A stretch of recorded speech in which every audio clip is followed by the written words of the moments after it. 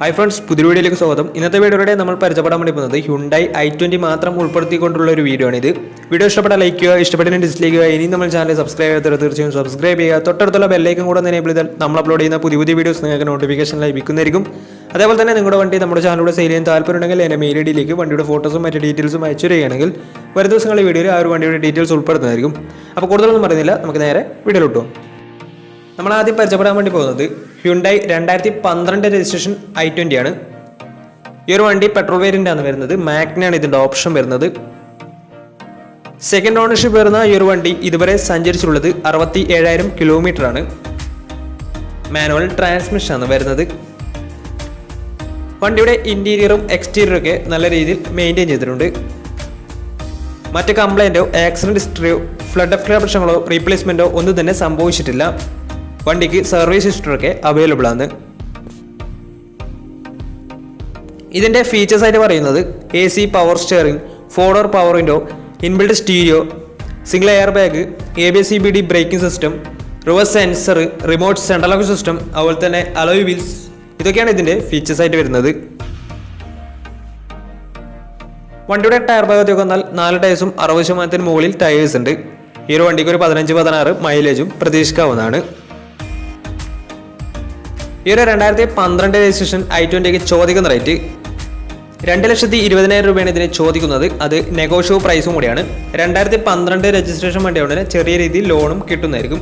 ആ വണ്ടിയുടെ കൂടുതൽ ഡീറ്റെയിൽസിനുണ്ട് അവരുമായി കോൺടാക്ട് ചെയ്യുക. അപ്പോൾ നമുക്ക് നേരെ നെക്സ്റ്റ് വണ്ടിയിലേക്ക് പോകാം. അടുത്ത നമ്മൾ പരിചയപ്പെടുന്നത് 2009 രജിസ്ട്രേഷൻ i20 ആണ്. 1.2 ലിറ്റർ പെട്രോൾ എഞ്ചിനാണ് വരുന്നത്. മാഗ്നയാണ് ഇതിൻ്റെ ഓപ്ഷൻ വരുന്നത്. സെക്കൻഡ് ഓണർഷിപ്പ് വരുന്ന ഈ ഒരു വണ്ടി ഇതുവരെ സഞ്ചരിച്ചിട്ടുള്ളത് 90,000 കിലോമീറ്ററോളം സഞ്ചരിച്ചിട്ടുണ്ട്. മാനുവൽ ട്രാൻസ്മിഷൻ ആണ് വരുന്നത്. വണ്ടിയുടെ ഇന്റീരിയറും എക്സ്റ്റീരിയറും ഒക്കെ നല്ല രീതിയിൽ മെയിൻറ്റെയിൻ ചെയ്തിട്ടുണ്ട്. മറ്റ് കംപ്ലൈൻറ്റോ ആക്സിഡന്റ് ഹിസ്റ്ററിയോ ഫ്ലഡ് പ്രശ്നങ്ങളൊന്നും സംഭവിച്ചിട്ടില്ല. ഈ ഒരു വണ്ടിക്ക് സർവീസ് ഹിസ്റ്ററൊക്കെ അവൈലബിൾ ആണ്. വണ്ടിയുടെ ഫീച്ചേഴ്സ് ആയിട്ട് പറയുന്നത് AC power steering, 4-door power window, inbuilt stereo, reverse sensor, remote central lock system, ഇതൊക്കെയാണ് ഇതിൻ്റെ ഫീച്ചേഴ്സ് ആയിട്ട് വരുന്നത്. അതുപോലെ തന്നെ വണ്ടിയുടെ ടയർ ഭാഗത്തേക്ക് വന്നാൽ 4 ടയേഴ്സും 60% മുകളിൽ ടയേഴ്സ് ഉണ്ട്. ഈ ഒരു വണ്ടിക്ക് ഏകദേശം ഒരു 15-16 മൈലേജും പ്രതീക്ഷിക്കാവുന്നതാണ്. ഈ ഒരു 2009 രജിസ്ട്രേഷൻ i20ക്ക് ചോദിക്കുന്ന റേറ്റ് 2,10,000 രൂപയാണ് ഇതിന് ചോദിക്കുന്നത്. അത് നെഗോഷ്യബിൾ പ്രൈസും കൂടിയാണ്. 2009 രജിസ്ട്രേഷൻ വണ്ടിയോടെ വണ്ടിക്ക് ലോണ് കിട്ടത്തില്ല.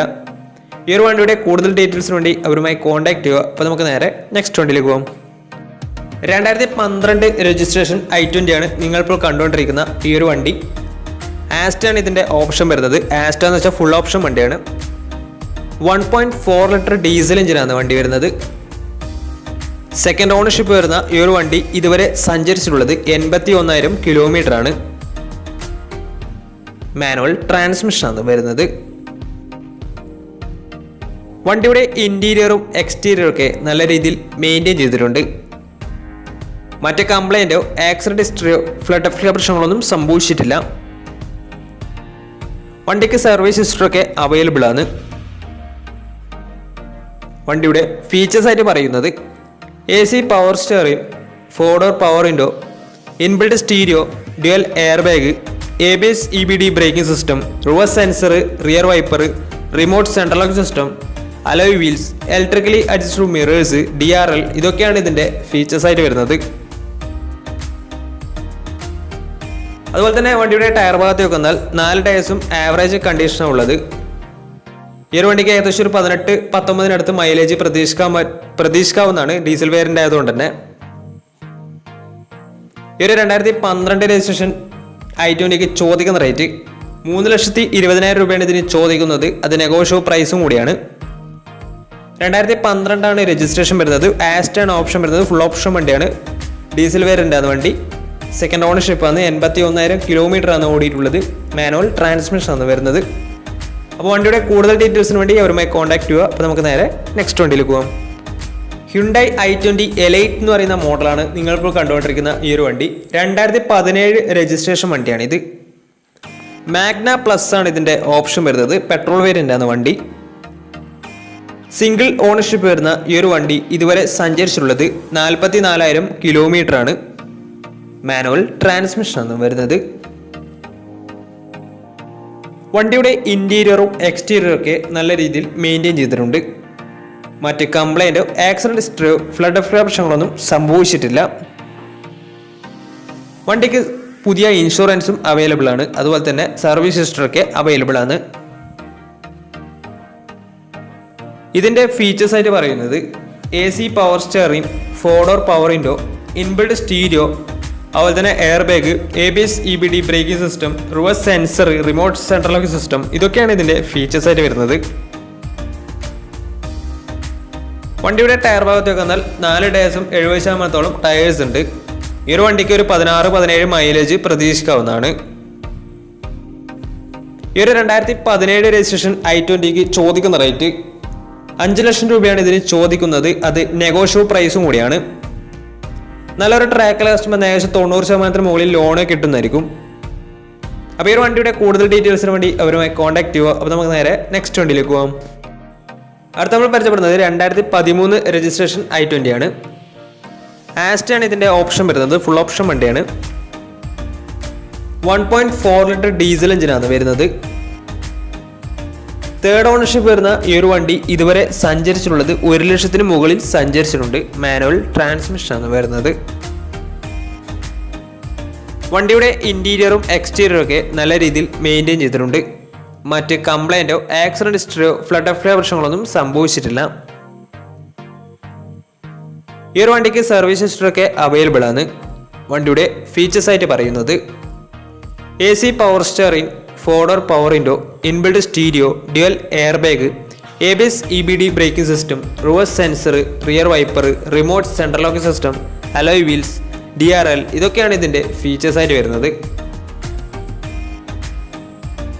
അതുപോലെ തന്നെ വണ്ടിയുടെ ടയർ ഭാഗത്തേക്ക് വന്നാൽ 4 ടയേഴ്സും ഏകദേശം 70% ടയേഴ്സ് ഉണ്ട്. ഈ ഒരു വണ്ടിക്ക് ഒരു 16-17 മൈലേജ് പ്രതീക്ഷിക്കാവുന്നതാണ്.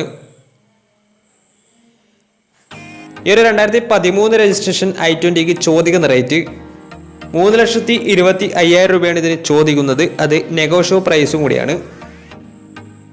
2013 രജിസ്ട്രേഷൻ വണ്ടിയാണ് തന്നെ വണ്ടിക്ക് ബാങ്ക് ലോണും കിട്ടുന്നതായിരിക്കും. അപ്പോൾ ഈ ഒരു വണ്ടിയുടെ കൂടുതൽ ഡീറ്റെയിൽസിന് വേണ്ടി അവരുമായി കോൺടാക്ട് ചെയ്യുക. അപ്പോൾ നമുക്ക് നേരെ നെക്സ്റ്റ് വണ്ടിയിലേക്ക് പോകാം. i20 എലൈറ്റ് 2016 രജിസ്ട്രേഷൻ വണ്ടിയാണ് നിങ്ങളിപ്പോൾ കണ്ടുകൊണ്ടിരിക്കുന്ന ഈ ഒരു വണ്ടി. 1.2 ലിറ്റർ പെട്രോൾ എഞ്ചിനാണ് വരുന്നത്. മാഗ്നയാണ് ഇതിൻ്റെ ഓപ്ഷൻ വരുന്നത്. സിംഗിൾ ഓണർഷിപ്പ് വരുന്ന ഈ ഒരു വണ്ടി ഇതുവരെ സഞ്ചരിച്ചിട്ടുള്ളത് 42,000 കിലോമീറ്റർ ആണ്. മാനുവൽ ട്രാൻസ്മിഷനാണ് വരുന്നത്.